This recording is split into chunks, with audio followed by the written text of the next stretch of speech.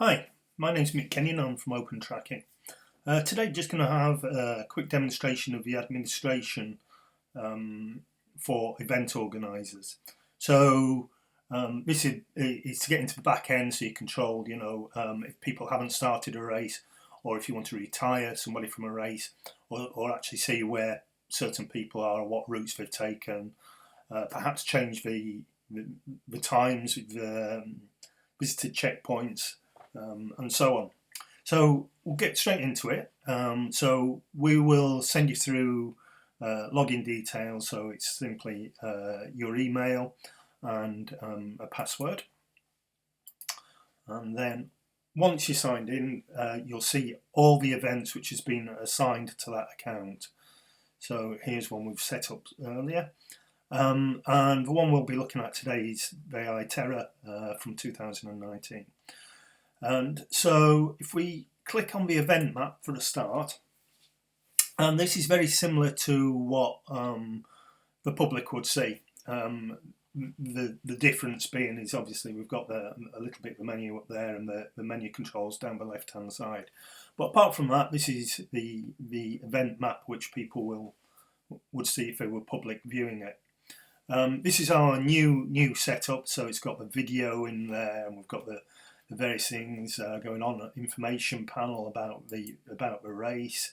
We have Facebook links in there, Twitter links. This one controls the video play button down there, so you can either show it or hide it. There's something in there called the trail mail, so you can send in messages to teams, etc.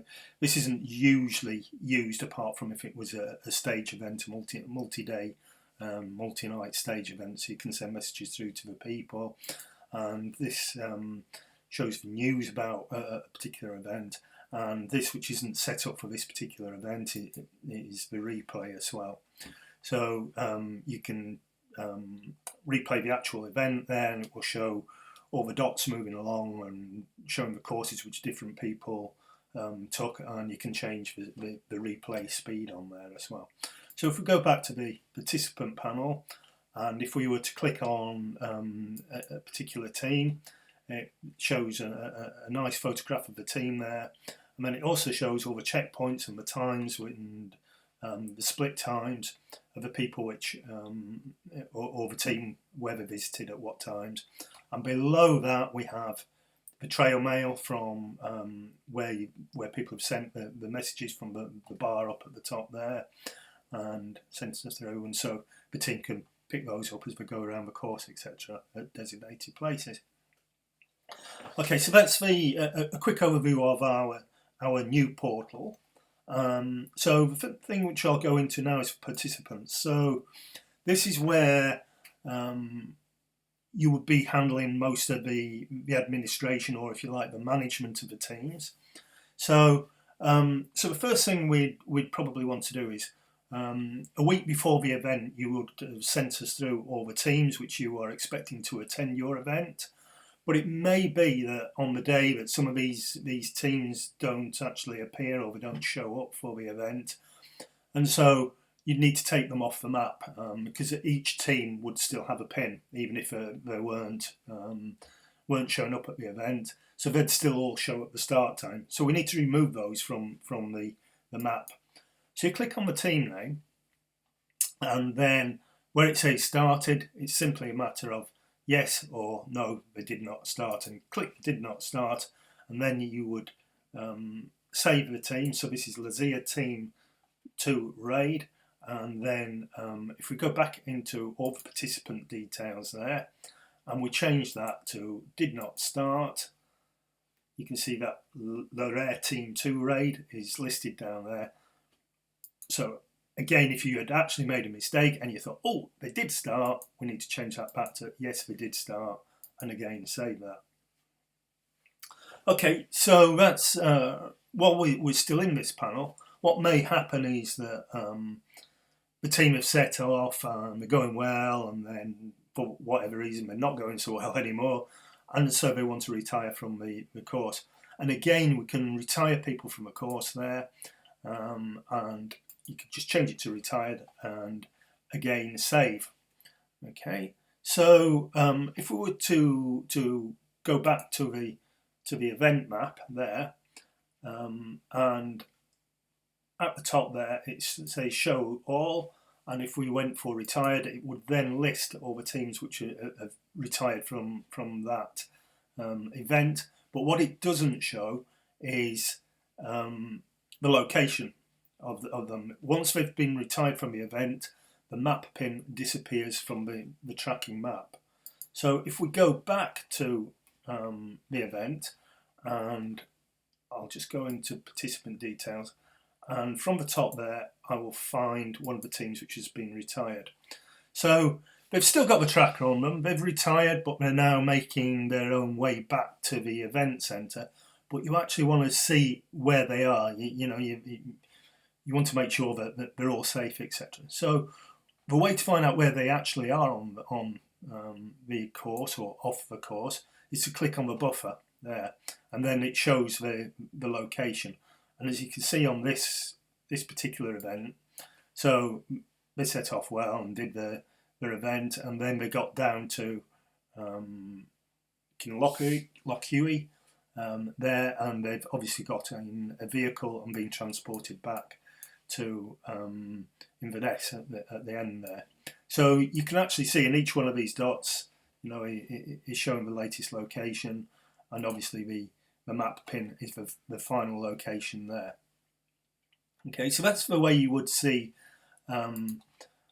where somebody is. So that would also work for any team on the participant list. So if we go back in and we Swaco there, if we wanted to see where they were on the course, again you can see the buffer map of where they've been, and remembering they actually went round anti-clockwise on this event.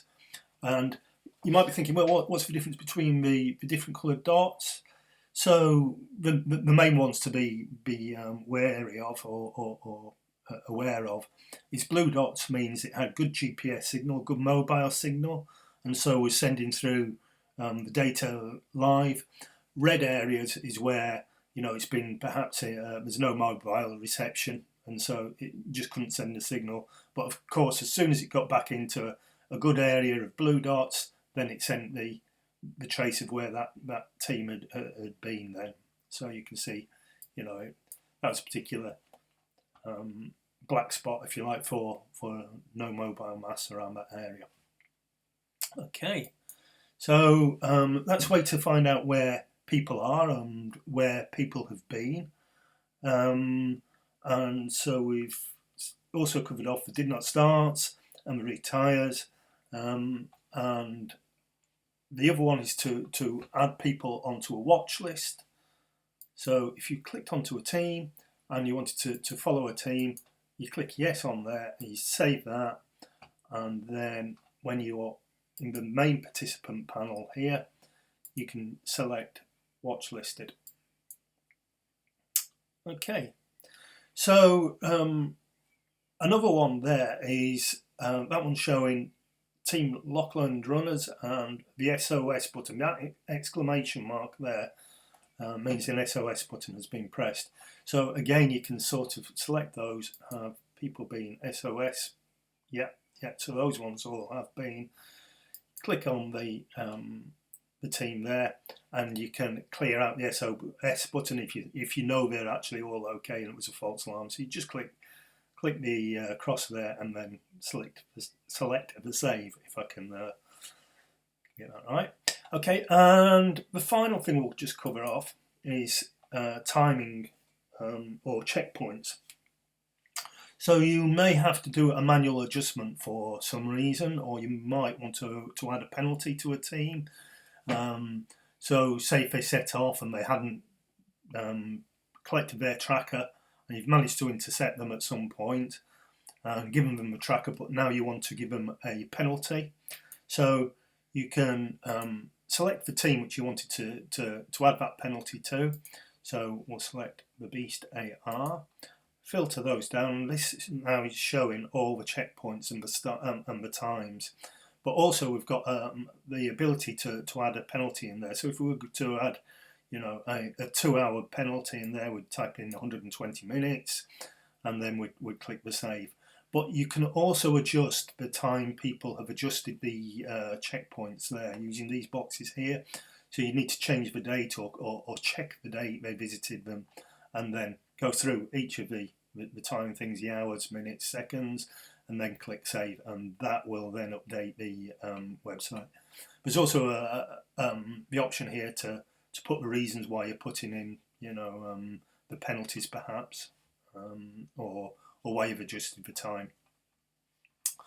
And it's as simple as that. There's some reports afterwards on the administration side of things, so you can go into reports and you can download the checkpoint times, finish results, and the ITRA results. If you're sending them straight off to the ITRA, it puts it into the correct format for it.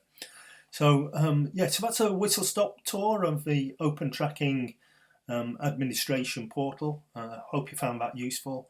If you would like to leave any comments in the section below on the YouTube, that'd be super too. Thank you.